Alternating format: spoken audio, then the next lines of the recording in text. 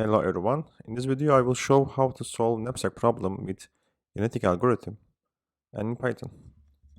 Let's remember the problem structure.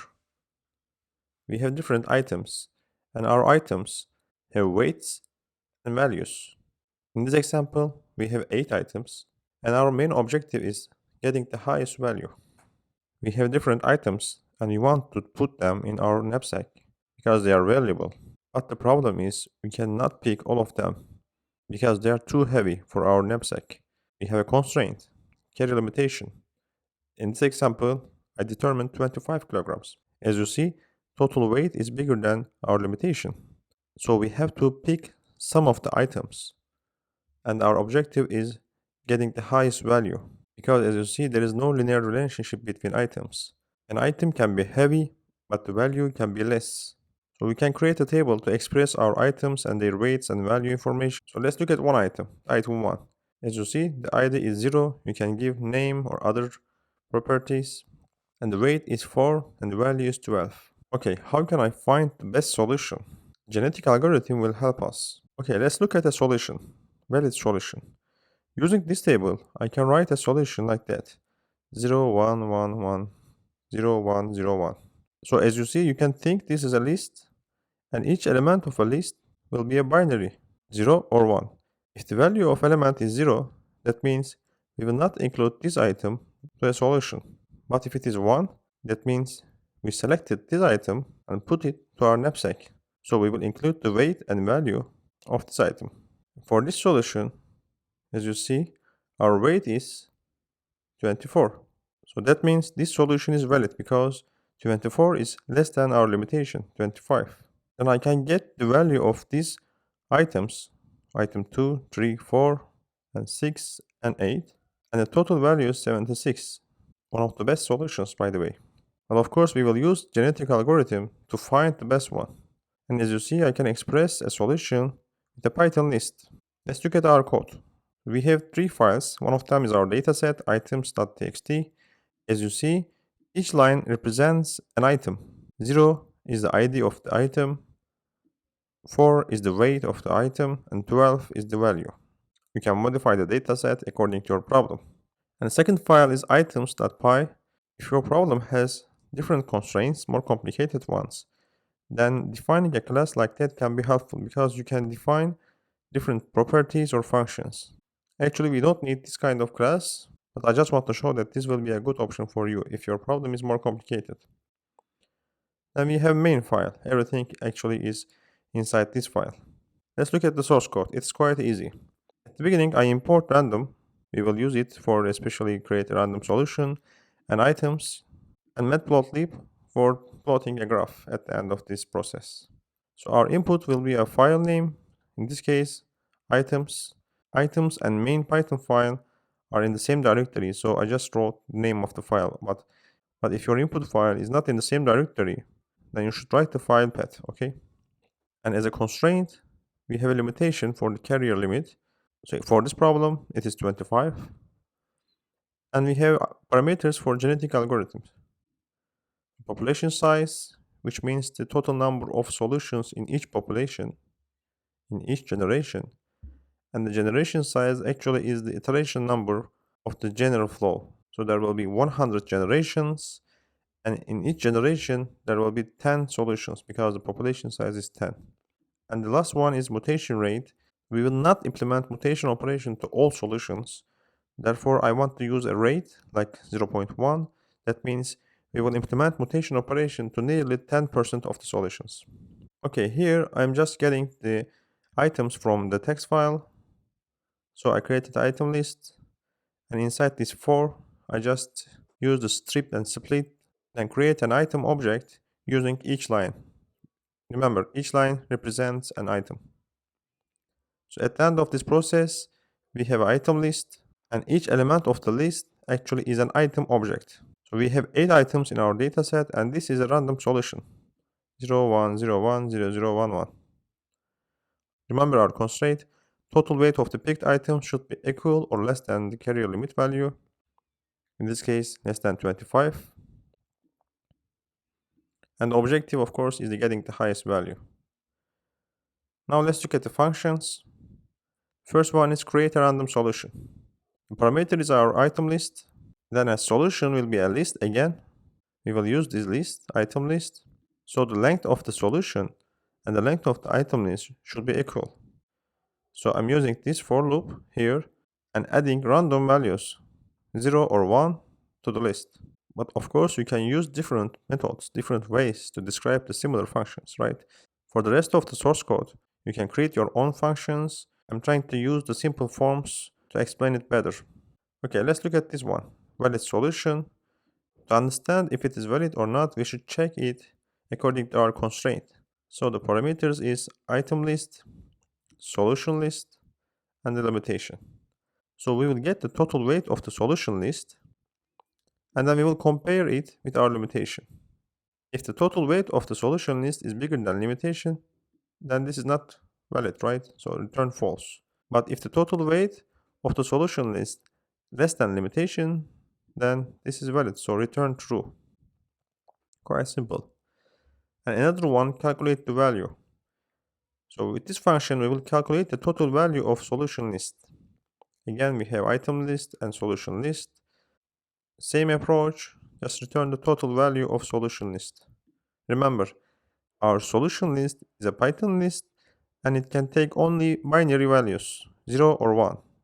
1 means this item is included to the solution, 0 means this item is not included. So if this expression is true, that means this specific item is included to the solution, so I should add the value to the total value. Now let's look at another function, check duplicate solutions. So my solutions will be randomly generated, and I don't want to have same solutions. So I write this function to check the duplication. This is an example for duplication.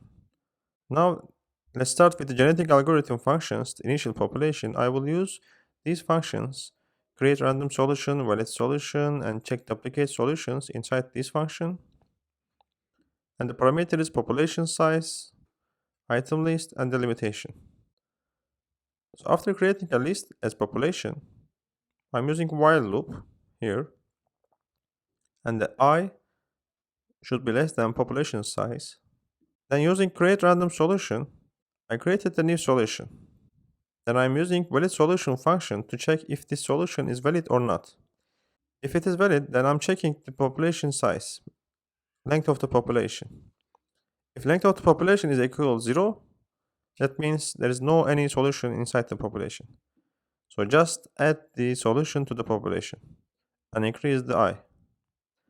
But if there is any solution in the population, that means else, then compare the new solution with existing solutions. If there is any same solution, then skip the solution and generate a new solution. So skip false, check duplicate solutions. If there is any duplication, then skip is true and continue. But if there is no any duplication, then add this solution to the population. After all this process, return the population. So this check duplicate is important because after all this process, our initial population will have different solutions. So with this function, diversity of the solution will be higher. And another one is tournament selection function. You know, there are different methods for the selection. I am using tournament selection. The idea is basic, parameter is the population, and select two different solutions from the population randomly and compare their values. In this case, the value is like a fitness value. So check their value. The better one, the higher one will be the winner. So I will select the better one, right? Winner. And another operation is crossover. This is quite important. There are different techniques. I'm using 1-point crossover operation here. So I'm using random number as a breakpoint. Then I'm getting the first part from the parent 1 and second part from parent 2. And for the first part, I will get the parent items, first elements until the breakpoint. Then for the second part, I will get the latest elements of parent 2 from breakpoint. Then that will be my child solution.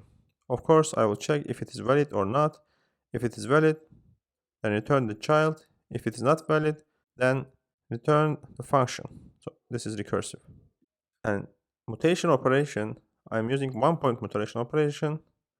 Again, select randomly two numbers, two index, then swap them.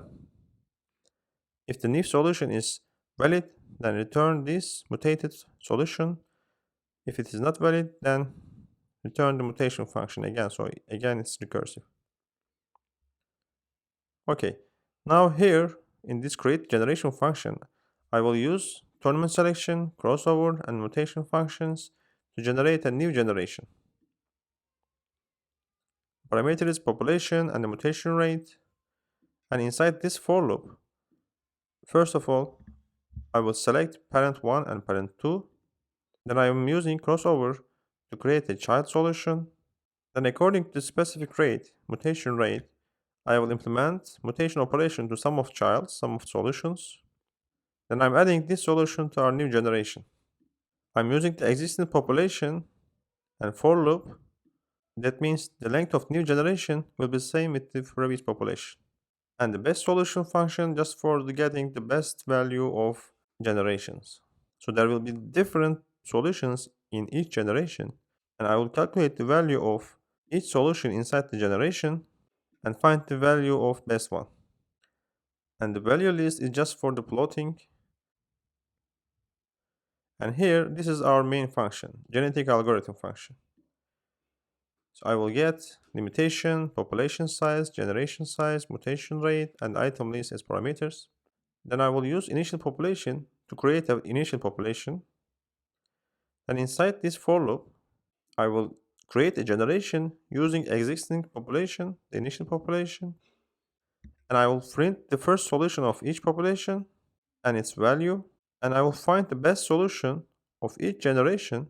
Then I will add this value to the value list. This is just for plotting. Okay, that's all. These are the functions. When I run the genetic algorithm, that function will use all of the predefined functions. And these are the parameters: carrier limit, population size, generation size, mutation rate, and item list. So these functions return latest population and the value list.